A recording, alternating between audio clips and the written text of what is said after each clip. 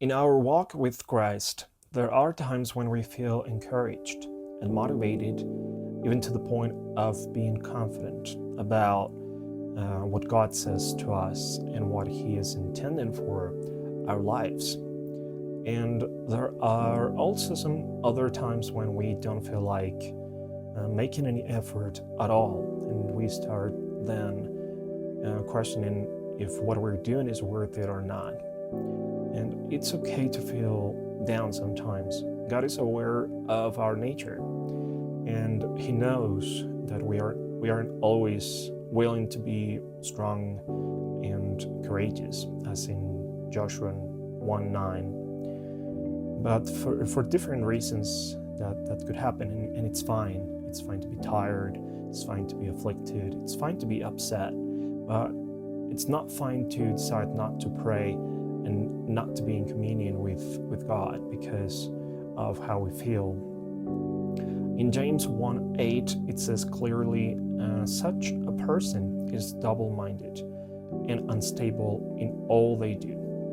So you can read this whole chapter to get an idea of the type of person that is being portrayed in here. It's basically someone who isn't mature enough and who doesn't persevere. And we cannot be that person. Whenever we face trials or just simply see no reason to keep doing what we're doing, then we got to turn back to Jesus. And we do this through prayer. In 1 Thessalonians chapter 5, verses 17 and 18, it says, "Pray continually, give thanks in all circumstances, for this is God's will for you in Christ Jesus." So not praying is not an option. When we stop praying, we stop communicating with Him, and then we're overcome with all sorts of thoughts of defeat, sadness, and mistrust towards God. And then we stop hearing from Him as a consequence of it. We don't hear from Him at all, and that gives a space for the devil to do his thing.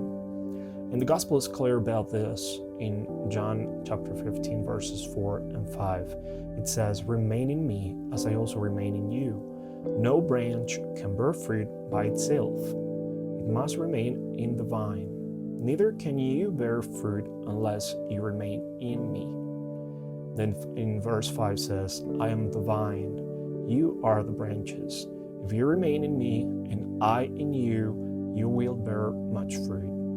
Apart from me, you cannot do anything." We need God for everything we do and everything that we say. Our circumstances can make us drift apart from the Lord. Because it says also in the gospel, "Who shall separate us from the love of Christ? Shall trouble, or hardship, or persecution, or famine, or nakedness, or danger, or sword?" So now is the time to come back to Him for strength. He is the living water from heaven. So in Him, your thirst will be quenched. Well, God bless you, and stay tuned for more of the gospel.